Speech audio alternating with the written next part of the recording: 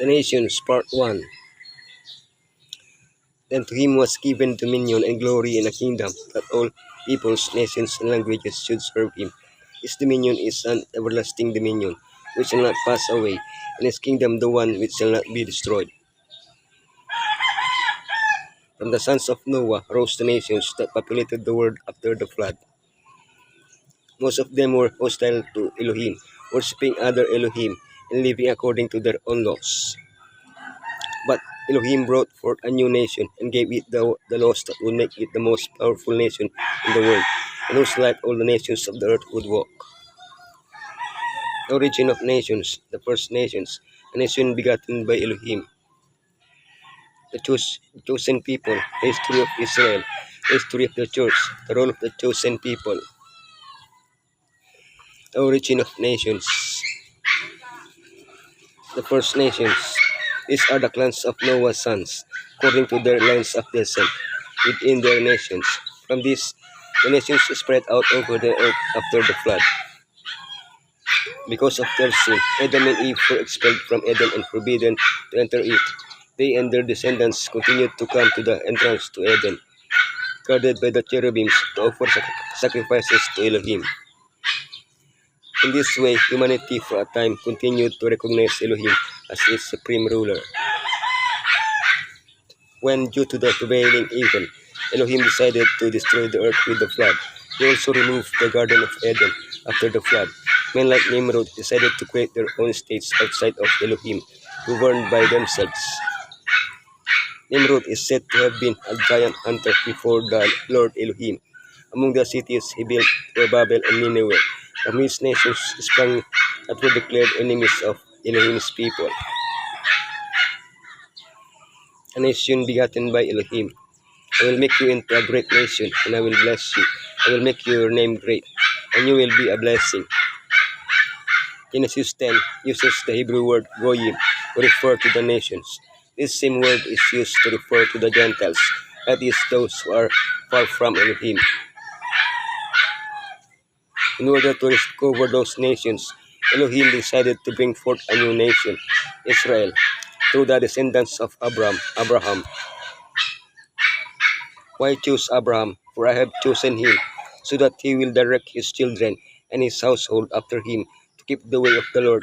In this way, Elohim could show the world what happens when we allow ourselves to be led by him. He gave them just standards that would astonish the nations, causing them to desire to come into contact with Israel, to imitate it, and thus receive the blessing that Elohim desired to impart to them. The chosen people. The history of Israel. Behold, you have grown old, and your sons do not walk in your ways. Therefore now appoint us a king to judge us, as all the nations have. Unfortunately, instead of wanting to be an exemplary nation led directly by Elohim, Israel wanted to be like the other nations. By asking for a king, they rejected Elohim.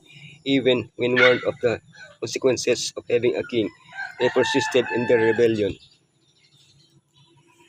Knowing in advance the destruction of Israel, Elohim had dictated laws that, if obeyed, would ensure that the requested king would remain as close as possible to Elohim's ideal.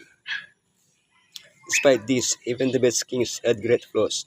Most of them are said to have done evil. After all, they were sinners ruling over sinners. For that reason, there is no righteous government except the one to come, the kingdom of Elohim. The history of the church. Not so with you. Instead, whoever wants to become great among you must be your servant. After Israel's apostasy, Yeshua instituted a new people, the church. But this people was not to have a king or a specific nationality. Those who governed it were to do so by serving others. During a 300-year persecution, the church remained more or less faithful. But freedom arrived. Constantine, 4th century, legalized Christianity, and he became its unofficial ruler. He presided over congresses and issued laws governing the church. In the 5th and 6th century, the church relied increasingly on the state, and the Bishop of Rome gained greater authority. Service was no longer the norm of government. Throughout the Middle Ages, anyone who did not obey the authority of the church had to pay for their rebellion with death, torture, or imprisonment. The church thus made the same mistakes as the people of Israel. The role of the chosen people. I, the Lord, have called you in righteousness. I will take hold of your hand. I will keep you and will make you to be a covenant for the people and a light for the Gentiles. How could Israel have been a light to the nations? How can the church be the light of the world? Through his obedience, showing the solution to sin, announcing the second coming of Yeshua. The historical reality of the people of Elohim has been that of a people who have failed to accomplish the work that Elohim had designated for them. Still, the world has been blessed through Israel and the church with the blessed message of salvation. We are living in the final stretch of history, the last opportunity to fulfill our purpose of being the light of the world, of proclaiming Elohim's salvation. Oh, what a power for good a converted man is transformed daily and exert to bring blessing and gladness to the world.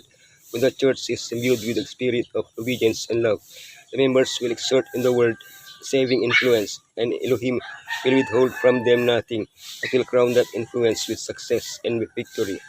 Men and women are his agencies for the salvation of souls.